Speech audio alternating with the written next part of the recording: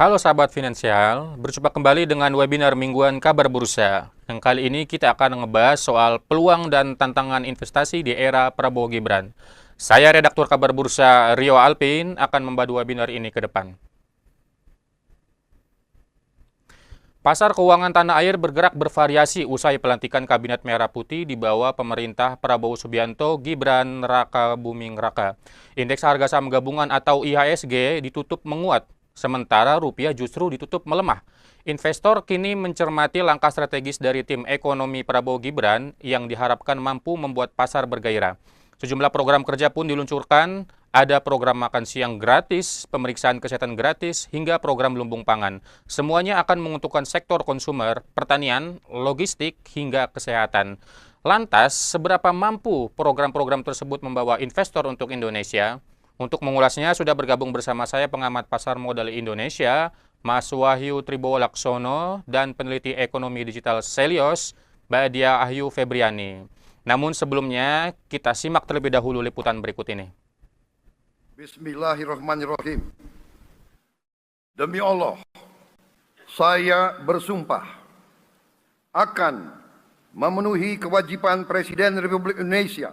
Pasar keuangan Indonesia bergerak beragam usai pelantikan Kabinet Merah Putih di bawah pemerintah Prabowo Subianto dan Gibran Raka Buming Raka.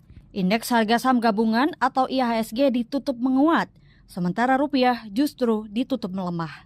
Nilai tukar rupiah mengalami pelemahan pada penutupan pasar pada Senin sore 21 Oktober 2024 di tengah perhatian investor terhadap pengumuman Kabinet Merah Putih yang baru dibentuk Presiden Prabowo Subianto. Rupiah ditutup melemah 0,19% terhadap dolar Amerika Serikat di posisi Rp15.490 per dolar Amerika Serikat.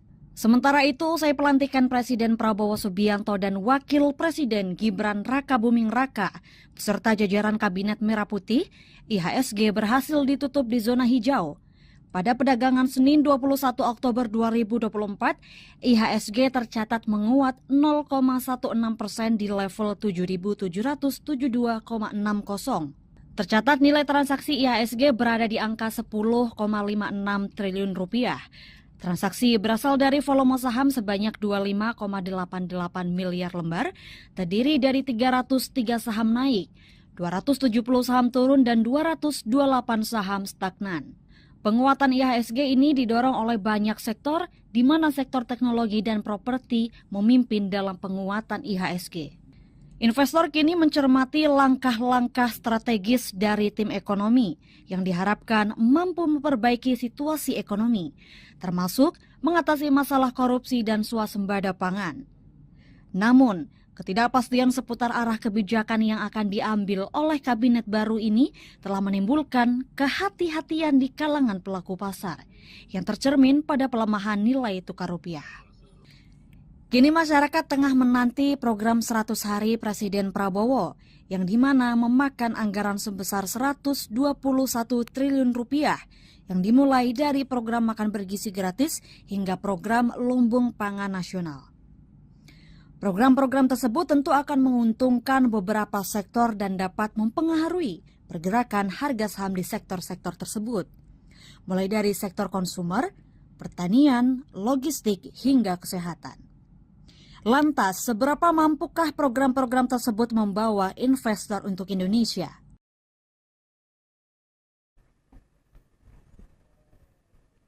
Oke, nah Mas Wahyu dan Mbak Dia, tadi sudah sama-sama kita simak tayangan mengenai kondisi pasar kita saat ini. Nanti satu persatu Mas Wahyu dan Mbak Dia dapat memberikan pandangan mengenai pasar keuangan kita dan apakah program kerja Kabinet Merah Putih Prabowo Gibran ini mampu membawa investor untuk Indonesia. Saya persilakan terlebih dahulu kepada Mas Wahyu. Iya, selamat siang. Selamat Terima siang, Mas. kasih atas kesempatannya. Semoga dalam keadaan baik dan sehat selalu. Amin. Semoga sehat selalu juga. Secara umum, kinerja bursa kita secara umum IHSG dalam kondisi yang cukup baik ya belakangan ini. Terlepas dari adanya koreksi terakhir ini, memang antisipasi semangat kabinet ya menjemput terbentuknya kabinet baru, kabinet merah putih ini memang secara umum direspon positif dengan beberapa adanya signifikansi kepastian ya, karena pasar memang butuh kepastian. Eh, Contohnya yang paling jelas adalah kepastian di sektor atau di bidang ekonomi dari kabinet itu sendiri dengan adanya Sri Mulyani misalnya. Kemudian Menko, beberapa Menko, uh, Airlangga Hartarto dan lain-lain, Bahlil dan bahkan Luhut ya masih ada di sana. Secara umum intinya pasar jadinya tidak bisa punya alasan untuk ini mau ngapain lagi ya dengan kabinet baru ya. Karena mereka sudah punya antisipasi dan proyeksi bahwa ini terkesan memang melanjutkan kebijakan Jokowi yang ada. Artinya pasar suka kepastian. Itu pertama. Jadi wajar kalau 8 hari atau 8 sesi kemarin IHSG naik ya. Walaupun pada akhirnya setelah kabinet ini bekerja di pekan ini akhirnya terjadi koreksi lagi. Menurut saya koreksi ini walaupun secara umum eh, bisa dikaitkan dengan taking profit pasca pasca pengumuman itu, tetapi memang secara teknikal juga mendukung. Artinya sudah 8 sesi berturut-turut naik, kemudian ada di beberapa data atau rilis dari Bank Dunia atau IMF dan lain-lain, itu juga ada sentimen-sentimen yang mungkin menjadi pemicu koreksi. Tapi semua ini masih wajar. Apalagi tadi malam juga Wall Street juga sedang tertekan. Jadi beberapa kebijakan-kebijakan yang diukur nantinya itu masih butuh waktu. Jadi tidak bisa menilai 1 minggu ini untuk menilai respon positif atau negatif nih. Yang jelas secara umum kepastian ini sudah menjadi modal kepercayaan masyarakat, terutama uh, kepercayaan di bidang uh, sektor keuangan dan bursa ya. Jadi khususnya IHSG secara umum intinya masih positif. Kalau saya melihatnya begitu. Jadi secara umum bahasan saya adalah walaupun terlepas 1-2 hari terakhir ini agak koreksi, eh, pasar merespon positif dan masih menunggu. Kita tidak bisa menilai 1 minggu, 2 minggu, tapi kita bisa lihat nanti mungkin kuartal atau semester. Hingga akhirnya nanti 5 tahun ke depan seperti apa. Itu yang ditunggu pasar, jadi sementara ini positif. Begitulah dari saya. Ya. Mas Wahyu, kalau kita ngelihat secara historis ini kan menurut catatan kabar bursa nih ya, IHSG itu kerap menunjukkan tren penguatan gitu setelah pelantikan presiden dan wakil presiden. Misalnya Ya, seperti 2019 itu IHSG, saya mencatat itu pernah menguat lebih dari 2% dalam sepekan menjelang pelantikan Presiden Jokowi dan Presiden Ma'ruf Amin. Kemudian 4 tahun ya, sebelumnya kita melihat pelantikan Presiden Jokowi dan Yusuf Kala, pergerakan IHSG itu menguat 2,4%. Nah, tapi memang pernah terjadi penurunan juga ya di era pelantikan Presiden Susilo Bambang Yudhoyono dengan Yusuf Kala. Itu bukan menurun ya, tapi stagnan di level 853,39. Ini kalau kita lihat ada faktor apa kira-kira Mas Wahyu? Karena pada saat yang sama rupiah sendiri juga mengalami koreksi.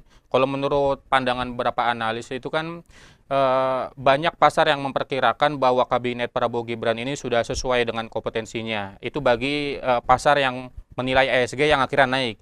Tapi berbeda dengan rupiah. Pasar di rupiah malah memandang bahwa kabinetnya Prabowo Gibran ini tidak sesuai dengan kompetensi. Sebenarnya faktor apa sih yang terjadi dari kedua hal ini? ya. Pertama, kita harus melihat perbedaan momentum dulu ya. Seperti saya tadi bilang, 8 sesi berturut-turut IHSG itu naik. Itu dibaca sebagai apa? Dalam konteks perumusan formulasi kabinet sebenarnya. Dan ingat, Prabowo Gibran atau KMP ini adalah satu-satunya atau dalam sejarah ini yang paling cepat membentuk kabinet di hari pertama, melantik langsung. Jadi proses kepastian itu sudah terjadi di hari pertama. Berbeda dengan Jokowi yang butuh berhari-hari untuk membentuk kabinet setelah dia dilantik, baru dipanggil menteri-menteri, pasar masih berharap optimis gitu kan. Jadi kenaikan-kenaikan sebelumnya ini menurut saya momentumnya beda. Itu pertama, bahwa Prabowo akhirnya sudah rilis kabinetnya itu di hari pertama melantiknya, termasuk dengan semua jajarannya ya, kepala badan, wakil menteri dan lain-lain. Jadi di saat itulah buy the rumor sell the effect bisa jadi berlaku dalam pengertian bahwa setelah dia naik 8 sesi berturut-turut dan kemudian dirilis data kabinet tersebut, akhirnya sudah terjadi kepastian. Oh ini, jadi wajar sekali secara psikologis market taking profit karena apa yang mau ditunggu lagi? Kabinet sudah resmi terbentuk. Beda dengan Jokowi atau sebelum-sebelumnya butuh berapa hari untuk akhirnya dilantik menteri-menterinya itu dan kemudian di minggu itulah IHSG bisa naik karena menunggu itu menteri-menteri. Jadi taking profitnya itu lebih lama ibaratnya sebelum-sebelumnya. Tapi kalau yang kali ini cepat. Jadi itu pertama momentumnya. Yang kedua terkait dengan IHSG, saya tidak bisa melihat IHSG dan rupiah itu relasionalnya selalu positif. Artinya ada saatnya kita tahu bahwa IHSG itu sempat berada di atas 7.000 ya, atau menguji 7.000. Menguji 7.000, sementara rupiah anjlok atau melemah di 16 ribuan. Pengaruh sentimen global di Amerika Serikat dan lain-lain, Eropa, sebenarnya sangat kuat ya, terutama untuk dolar itu sendiri. Bagaimana dolar belakangan ini justru menguat pasca mereka atau The Fed melakukan cut rate 50 basis point. Sempat rupiah menguat ya kemarin dalam beberapa hari sebelumnya bahwa dia jatuh di bawah 15.200 sempat. Tapi setelah itu outlook rupiah tidak bisa dikaitkan langsung hanya dengan kabinet atau proyeksi ekonomi Indonesia itu sendiri. Karena sebagus apapun ekonomi Indonesia, beda dengan IHSG, rupiah itu sangat sensitif terhadap kebijakan The Fed maupun capital outflow yang dipengaruhi oleh yield differential atau pasar uang global ya. Jadi itulah kenapa kemarin BI melakukan tindakan yang antisipatif dengan mempertahankan suku bunga untuk menjaga stabilitas rupiah karena berbeda dengan IHSG yang cukup optimis karena dia tetap bertahan di dekat 7 ribuan, 7.500, 7.700, ya 7.500, 7.800, bahkan kemarin kan sempat di 7.900 mendekati 8.000. Rupiah tidak bisa seperti itu. Jadi dia sangat sensitif dengan The Fed itu yang ternyata dolar menguat di saat ekonominya sedang cut rate. Berbeda dengan pola-pola yang wajar di mana bond Amerika dan yield-nya itu justru memberikan angka kenaikan yang bagus gitu. Padahal dia cut rate. Jadi mata uang secara global, euro, pound sterling, dan lain pun melemah. Jadi wajar ya kalau rupiah juga ikut melemah. Jadi saya tidak membaca pelemahan rupiah ini sebagai keraguan market domestik saja gitu. Jadi begitu bacaan saya sih sementara Baik, terima terkait kasih Mas rupiah dan Wahyu. IHSG. Ya, Kemudian aku mau ke Mbak Dia. Sekarang Mbak Dia, tadi pasarnya berbeda katanya antara IHSG dengan rupiah. Kalau IHSG itu butuh kepastian karena setelah pelantikan Prabowo itu kabinet langsung disusun hari itu juga. Sementara kalau pasar rupiah itu lebih tergantung kepada The Fed. Bagaimana pandangannya Mbak Dia?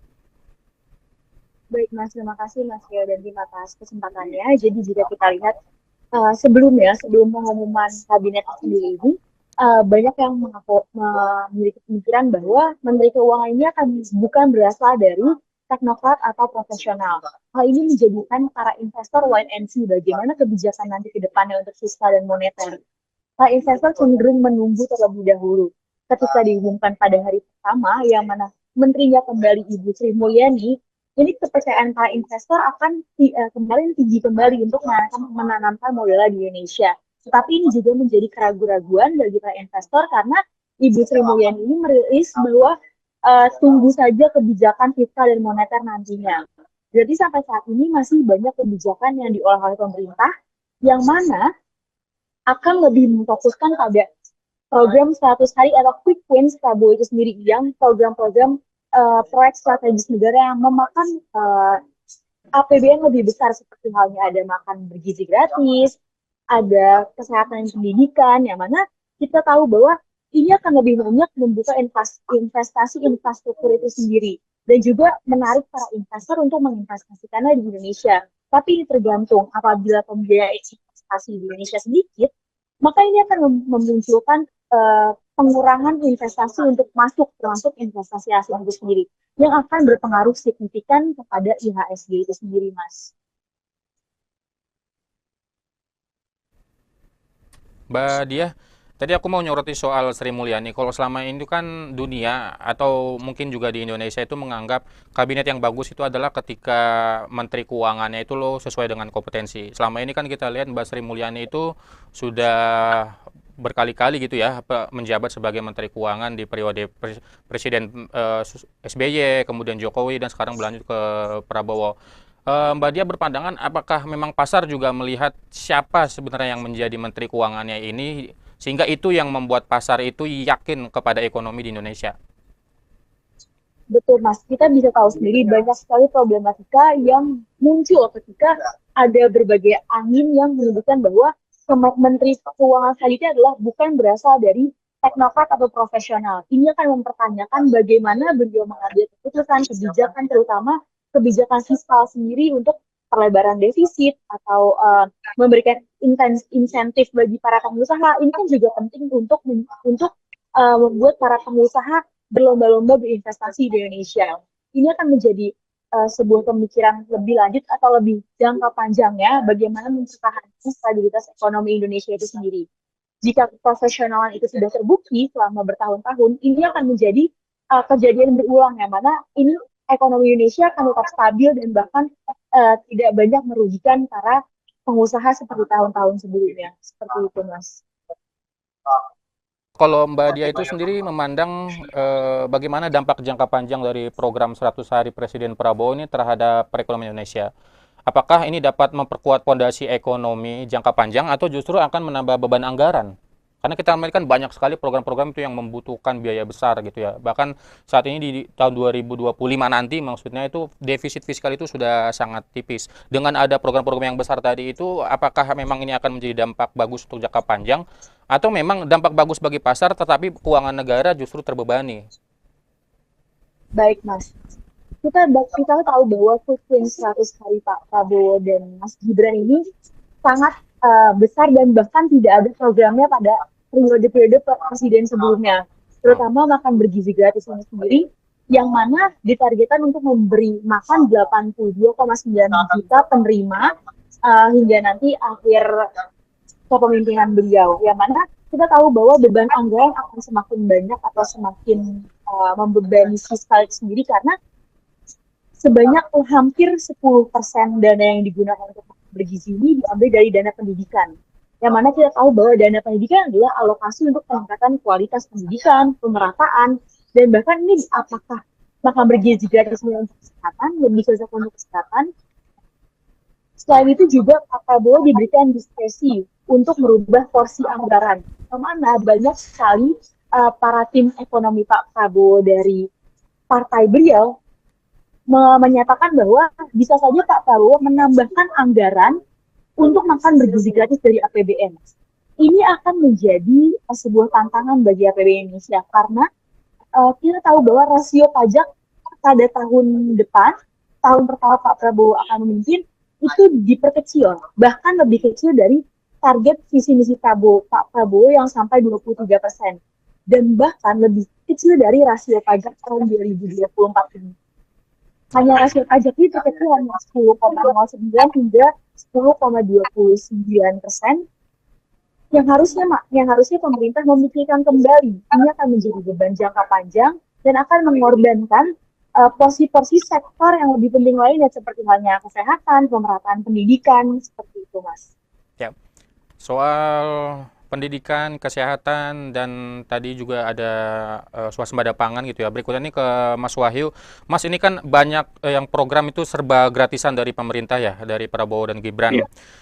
Program makan gratis, kesehatan gratis, kemudian ada juga sekolah unggulan. Ini kayaknya bakal rame banget nanti di lapangan gitu. Tapi melanjutkan tadi pembicaraan dari Mbak Dia, apakah program kayak gini tuh bisa benar-benar mendorong ekonomi naik atau malah jadi beban di kemudian hari, Mas? Ya, kebijakan populis ya, secara umum ini adalah kebijakan populis yang secara ekonomi politik sebenarnya ini sensitif. Walaupun kalau dalam pendekatan politik, saya itu melihat bahwa sebenarnya kebijakan populis ini tidak perlu agresif seperti ini ya. Maksudnya tanpa kebijakan populis yang agresif seperti ini, sebenarnya kans Prabowo Gibran menang itu kuat sih, karena tidak banyak terjadi perubahan atau persaingan platform kebijakan antara tiga calon presiden itu. Itu pertama, kalau kita mundur ke belakang. Saya nggak paham sebenarnya kebijakan populis agresif ini, saya menyebutnya kebijakan populis agresif, ini kan tujuannya untuk memenangkan pemilu kemarin ya, pilpres kemarin. Saya juga nggak paham kenapa muncul program itu, sementara sebenarnya poin kemenangan Prabowo Gibran itu sudah diraih 80% atau bahkan 90% ketika kelompok koalisi besar didukung Jokowi sudah terbentuk gitu.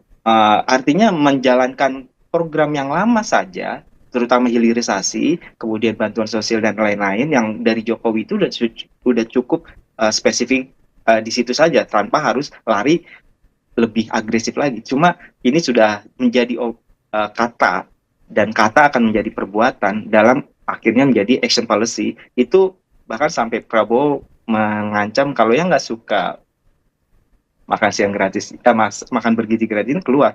Tapi menurut saya kalau dilihat dari sisi kebaikannya, segala program populis ini yang sifatnya akan mendukung konsumsi, sebenarnya bisa jadi ini kalau secara disiplin anggaran dan penekanan korupsinya, itu sebenarnya bisa aja sih memberikan harapan. Pertama, dalam jangka panjang, tujuan mulianya adalah untuk anak-anak ke depan bonus demografi. Yang kedua, ini memacu konsumsi dan produksi, terutama makan siang gratis, makan gizi gratis ini kan pada akhirnya kan membawa kepada anggaran itu lari ke masyarakat juga. Bisnis-bisnis yang memberikan terkait makan bergizi gratis ini, kemudian orang tua nggak perlu memberikan dana makan siangnya seperti itu. Itu kan sebenarnya ada balikan ke efek tidak langsung ke masyarakat juga, dan pada akhirnya menggelinding ke ekonomi gitu. Jadi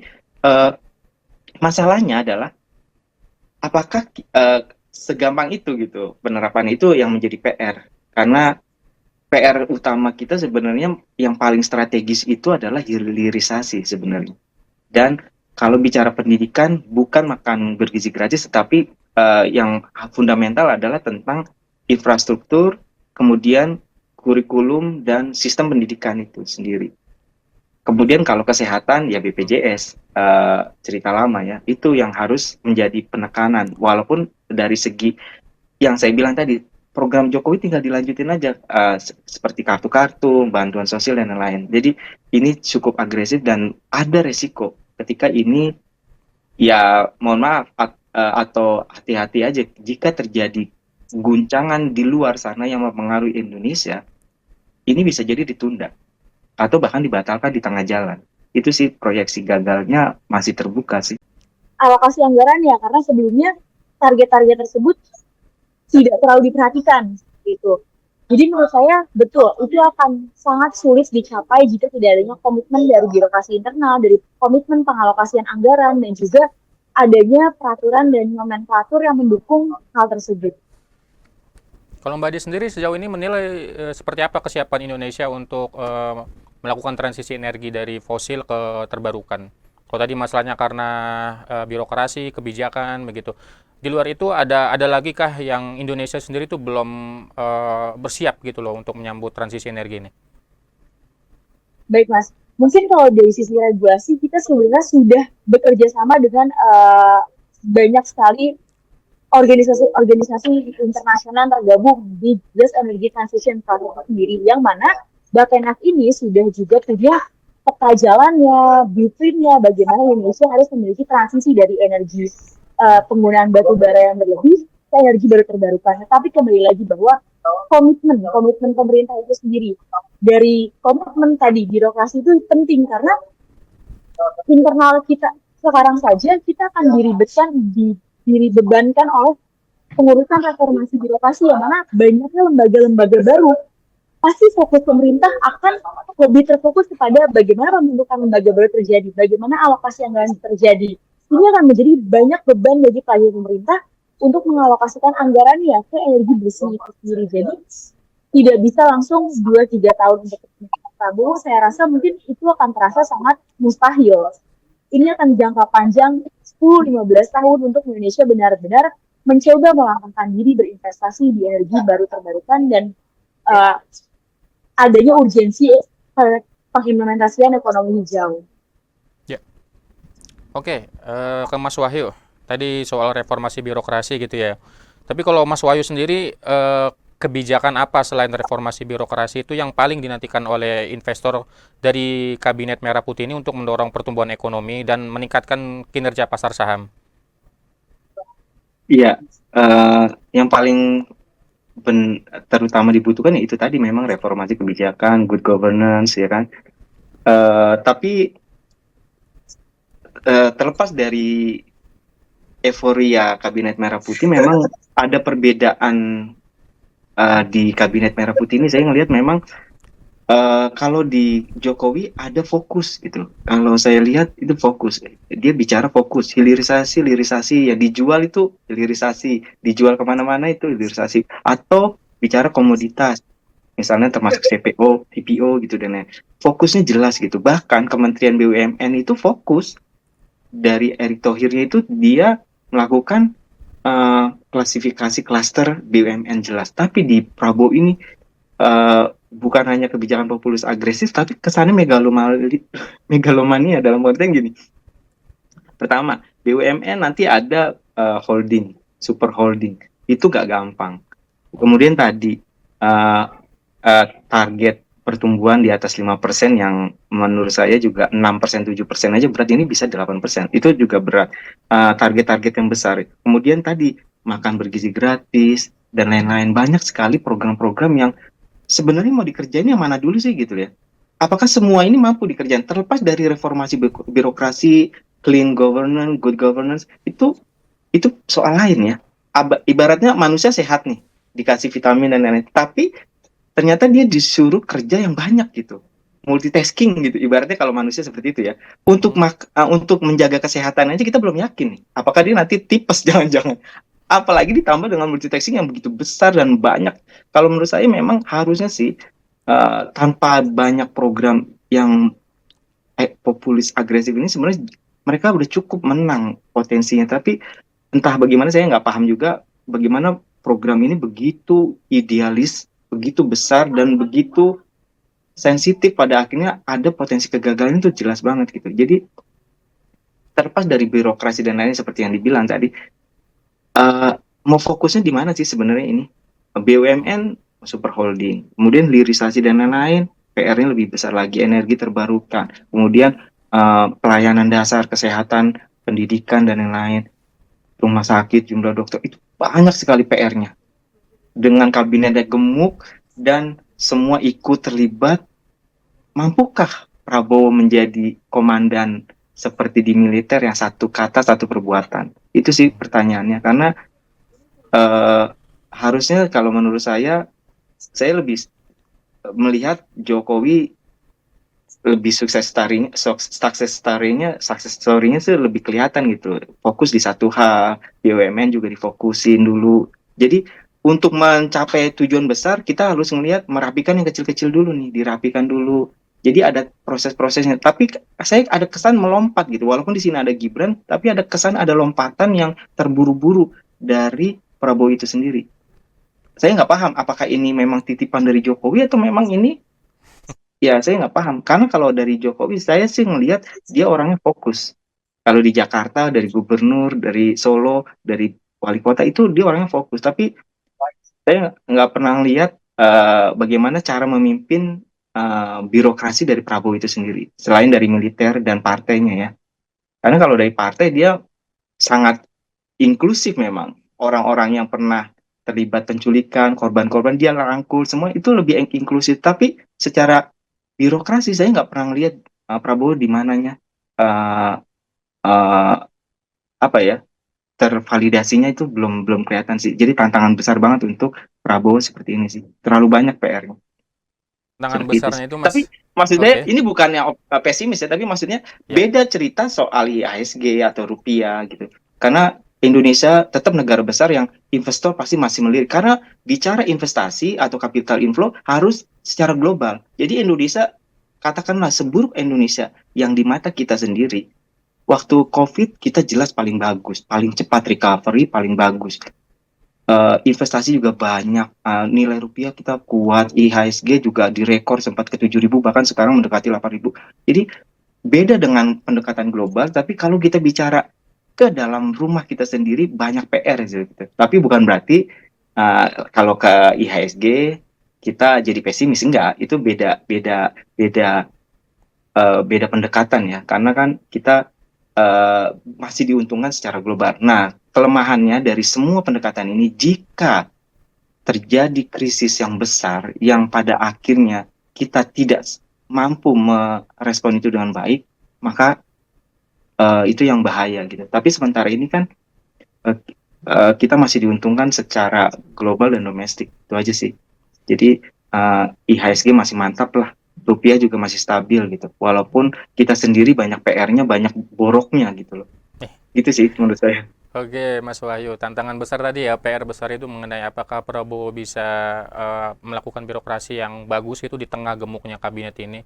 Memang kalau melihat perjalanan Prabowo memimpin itu baik di organisasi, di partai, dan kemudian di saat ini di kabinet itu selalu gemuk. Bahkan kabinet Gerindra itu, organisasi Gerindra itu lebih gemuk dibandingkan PDIP yang jumlah suara itu lebih besar gitu ya. Dan sekarang Prabowo Iya, mengulangi hal yang sama di kabinetnya ini. betul betul betul. Baik, Mas Wahyu dan Mbak Diah, makasih atas penjelasannya. Kali ini kita akan masuk ke sesi tanya jawab. Di sini ada audiens dari YouTube. Mas Sony Hasan bertanya, Kabinet dilantik rupiah melemah. Apakah kebijakan pemerintah kita tidak membuat rupiah bergairah?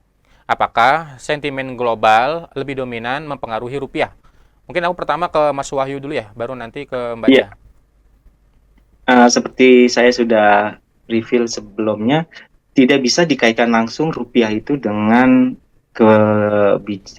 kebijakan atau sentimen dari domestik. Rupiah berbeda dengan IHSG memang sangat sensitif terhadap global isu dan fundamental global ya.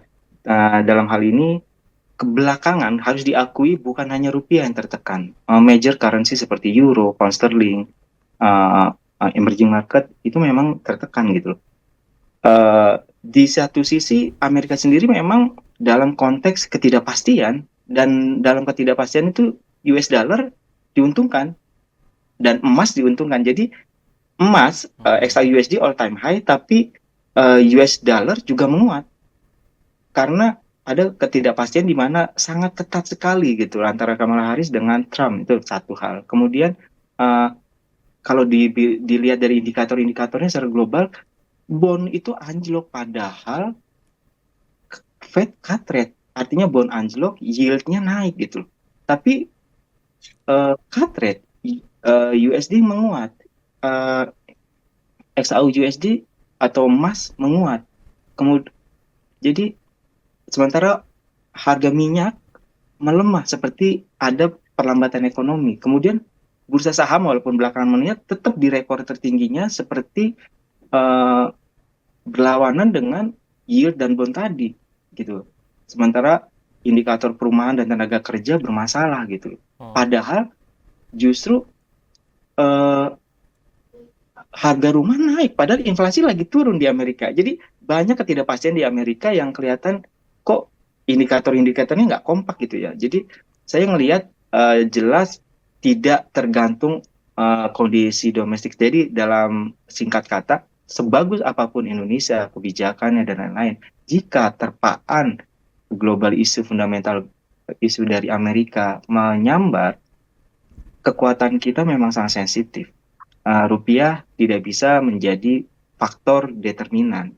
Dia adalah faktor dependent dari dolar itu sendiri. Jadi kebetulan saja sih kabinet dilantik, tapi dolar lagi menguat. Jadi nggak bisa dikait-kaitan secara langsung bahwa ini gara-gara kabinet nih. Saya nggak melihatnya kayak gitu sih. Uh, ini biasa terjadi di rupiah sih. Nanti jika Amerika misalnya pasca pemilu, kemudian nanti ada cut rate lagi di November, kemudian ekonominya memang kelihatan kayaknya data tenaga kerjanya mungkin memburuk lagi, rupiah bisa menguat lagi. Seperti kemarin rupiah, eh, ya kita lihat sendiri ya, rupiah memang kan sempat parah ya Ya. sebelumnya. Jadi dari sempat di atas 16.500, tapi akhirnya mendekati 15.000 lagi. Hmm. Itu kan sesuatu yang cukup eh, deg-degan, tapi sebenarnya itu biasa terjadi sih. Oke. Artinya rupiah di rentang 15-16 ribu ini masih wajar gitu. Dan BI memahami itu dengan mempertahankan suku bunga kemarin. Jadi ini pendekatan yang agak berbeda dengan IHSG itu sendiri. Gitu sih. Yap. Oke, Mas Wahyu. Mbak Diah, gimana nih pandangannya nih? Rupiah tidak bergairah karena kabinet baru dilantik kemarin. Sebenarnya tadi mengulang pembahasan kita yang pertama ya, tapi mungkin lebih bisa dispesifikkan lagi untuk menjawab pertanyaan dari audiensi YouTube. Monggo, Mbak Diah. Iya, saya setuju dengan Mas Wahyu. Jadi untuk penguatan atau pelemahan rupiah dia kombinasi dari volatilitas geopolitik global, terutama dari pasar Amerika Serikat ini sendiri, dan juga dari kebijakan moneter Bank Indonesia ini sendiri. Kalau kita lihat bahwa Bank Indonesia ini mengeluarkan kebijakan moneter yang proaktif yang untuk terkait dengan sekuritas dan juga suku untuk memperkuat uh, uh, rupiah ini sendiri. Tapi kita juga bisa lihat tendensi geopolitik di Timur Tengah ini masih besar. Pasar minyak dan juga adanya volatilitas pasar yang sangat bergantung pada suku bunga di Amerika Serikat besar ini juga berpengaruh untuk berbagai macam mata uang di dunia ini sendiri. Oleh karena itu kita tidak bisa melihat dari sisi domestik saja karena kita tahu bahwa pengaruh mata uang ini lebih ditentukan untuk domestik dari kebijakan moneter, sedangkan masih ada eksternal seperti halnya The Fed dari Amerika Serikat dan juga volatilitas pasar seperti dan juga geopolitik ketegangan antara Amerika Serikat dan China serta adanya konflik di Timur Tengah. Seperti itu, Mas. Ya, Mbak Diah. Tadi menarik ya, sebenarnya memang persoalan itu bukan cuma di domestik, tapi juga ada persoalan eksternal. Walaupun nanti kebijakan Prabowo itu emang banyak menguntungkan untuk pasar domestik, tapi kita kan sebagai sebuah negara yang berkelindahan dengan negara-negara dunia lain itu ya, nggak bisa lepas gitu.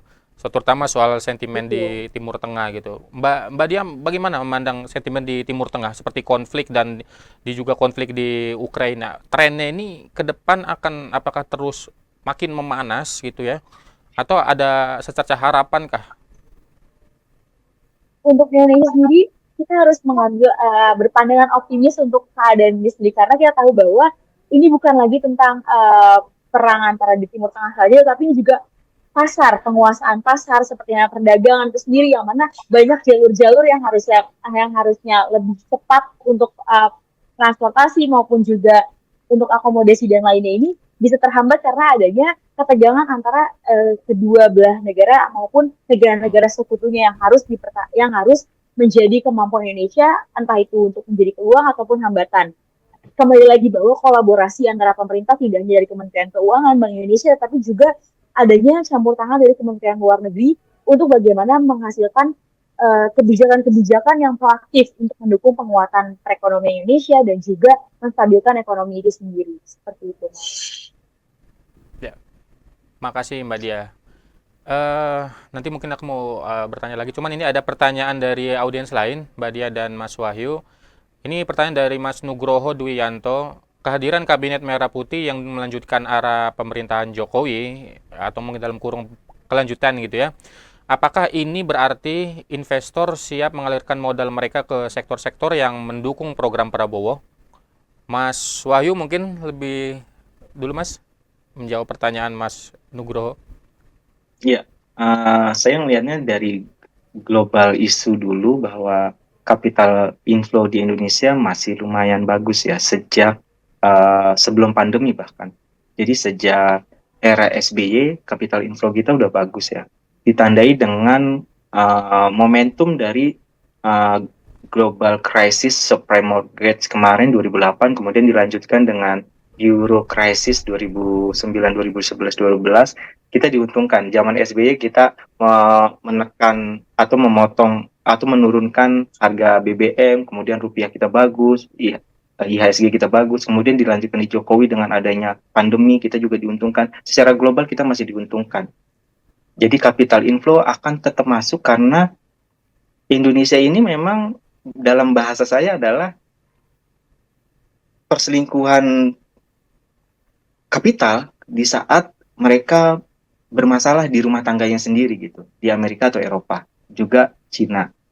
Jadi nanti kalau mereka udah bagus lagi, lari lagi ke sana. Tapi hanya sementara karena nanti akan balik lagi ke Indonesia. Jadi kalau dari segi capital inflow, kita masih optimis. Tapi kalau dari segi sektor apa yang akan menjadi target capital inflow itu, ya ini masih tanda tanya ya, terkait kalau kabinet ini khusus misalnya bicara IKN gitu. Ini masih tanda tanya karena kita harus bicaranya sangat step by step, terstruktur pelan-pelan gitu, nggak bisa megalomania masuk IKN dalam 1000 candi jadi dalam satu malam, Roro Jonggrang atau Bandung Bondowoso gitu, nggak bisa gitu. Jadi tetap step by step. Kalau targetnya seperti itu, jadi kita nggak bisa mengharapkan investor terkait IKN misalnya langsung segampang itu masuk itu. Jadi bukan berarti tidak ada kepercayaan dari, tapi itu memang proses wajar. Tapi kalau mau bicara tentang hilirisasi, nah inilah bicara tentang komitmen dan profesionalitas. Bagaimana sih dana asing bisa masuk ke sana di saat negara-negara lain sebenarnya anti hilirisasi. Kalau itu merugikan mereka misalnya, itu tuh tantangan juga. Jadi kita dalam konteks hilirisasi lebih dekat ke China gitu ya. Nah itu bagaimana tuh kombinasi di sini, manage. Jadi bicara investasi masuk, optimis sih, tapi di mana dan seberapa lama di situ. Jadi ini relatif ya untuk Indonesia 5 tahun ke depan. Tapi masih optimis karena kita tetap menjadi, bahasa saya itulah, perselingkuhan kapital global di saat mereka bermasalah di domestiknya lari ke Indonesia, nanti domestiknya sudah membaik, dicabut lagi lari kembali ke sana. Kita tetap menjadi faktor dependent yang tergantung secara global untuk arus masuknya. Gitu. Kita belum bisa menjadi Singapura yang fokus sebagai pusat keuangan global, Hong Kong, atau Taiwan yang kuat di teknologi, terutama di semikonduktor dan microchip kayak gitu. Indonesia apa kecuali ekstraktif dan konsumen terbesar di dunia misalnya. Ya kita belum punya nilai tawar yang kuat gitu loh. Kecuali yang baru mau dimulai di Jokowi yaitu hilirisasi. Kita punya daya tawar komoditas nikel misalnya dan lain-lainnya. Itu yang menjadi daya tawar kita kuat. Jangan cuma menjadi sarana yang berbau-bau koruptif gitu ya. Karena kita punya semua itu hanya menikmati sekelompok tertentu dan merugikan banyak kelompok lain yang secara ya bangsa lah, bahkan lingkungan juga rusak gitu. Jadi itu paling sih tarik menariknya di situ. Oke, Mas Wahyu.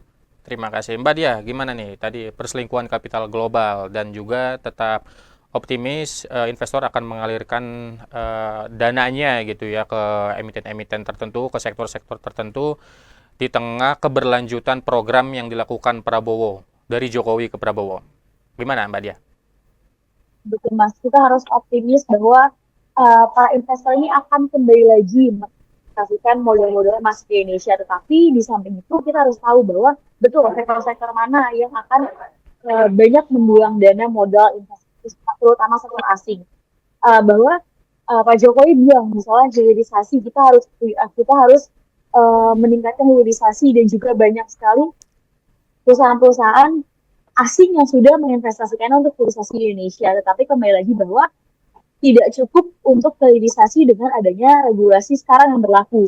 Banyak sekali investor yang demanding, yang meminta bahwa ayo hilirisasi juga harus menanamkan adanya tadi implementasi ESG, Environment, Social, and Governance. Kita juga harus mengimplementasikannya, kita harus move on, kita harus bergerak untuk lebih bagaimana mengubah bahwa hilirisasi itu menjadi citra yang baik, citra yang menghasilkan ekonomi hijau yang banyak investor atau pemodal yang lebih mementingkan bahwa energi yang dihasilkan harus bersih karena banyak perusahaan-perusahaan yang menjunjung tinggi bahwa harus dihasilkan dari suatu negara itu energi bersih dan energi bersih yang juga tidak merugikan untuk kehidupan sekeliling manusianya itu sendiri.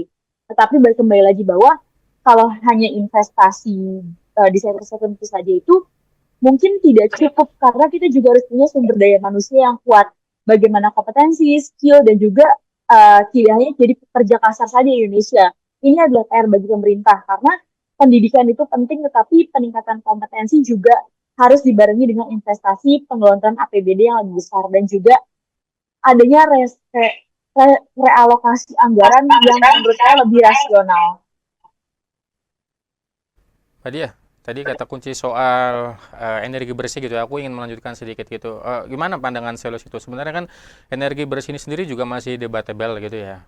Seperti tenaga listrik gitu untuk kendaraan yang diambil dari nikel, tapi sementara pertambangan nikel itu banyak membuat kerusakan lingkungan. Kemudian juga geotermal, tenaga uap gitu ya. Kalau tenaga angin saya belum tahu apakah emang ada kerusakan lingkungan. Tapi bagaimana Selius memandang perdebatan mengenai energi bersih ini? Apakah emang sepenuhnya bersih gitu? Oke, Oke Mas, jadi untuk Hmm. pandangan sales ini sendiri adalah yang pertama, sales ini juga mendorong pemerintah untuk mengendalikan bahwa energi bersih ini juga harus ditunjang dengan bagaimana regulasi birokrasi itu ada di dalamnya. Karena kita tahu bahwa banyak sekali pembukaan lahan, penggunaan lahan yang sebenarnya iming-iming hanya energi baru terbarukan atau energi bersih, tapi kenyataannya di dalamnya pengelolaannya belum tentu bersih dan juga penggunaan teknologinya juga belum teknologi yang kompeten untuk menghasilkan energi bersih itu sendiri. Dan kembali lagi bahwa pengawasan dari pemerintah ini juga haruslah dilibatkan karena kita tahu bahwa monitoring evaluasi ini diserahkan ke pemerintah pusat. Nah, pemerintah pusat juga harus mengajak pemerintah daerah untuk memastikan bahwa evaluasi terus berjalan untuk bagaimana energi bersih dan terbarukan itu dapat diimplementasikan. Kalau misalnya kita melihat apakah itu benar-benar energi bersih, kembali lagi bahwa harus ditanamkannya ekonomi hijau yang berkelanjutan karena ini dapat menekan tadi sepertinya kelalaian pengawasan dalam mulai dari penggunaan teknologi, sumber daya manusia dan juga kita tahu bahwa uh, kontrol kesehatan dan juga keamanan di site itu juga penting untuk mencegah adanya hal-hal yang tidak diinginkan terutama untuk seperti kecelakaan penggunaan mesin-mesin yang sebenarnya menyalahi aturan seperti itu Mas. Oke, jadi peningkatan teknologi dan keselamatan kerja juga harus menjadi catatan bagi pemerintah ke depan gitu ya Mbak Dia. Betul. Makasih banyak Mbak Dia dan Mas Wahyu atas waktu dan penjelasannya hari ini sangat konkret, jelas dan menginspirasi sekali. Terima kasih Mbak Dia ya dan Mas Wahyu. Eh, Baik, sahabat finansial, kini waktunya saya pamit undur diri. Semoga perbincangan ini bisa membawa manfaat dan menginspirasi untuk mulai berinvestasi. Jangan lupa bagi Anda yang ingin mendapatkan sertifikat webinar ini, silakan scan barcode yang berada di layar. Saya redaktur kabar Bursa Rio Alpin, pamit undur diri. Terima kasih dan sampai jumpa.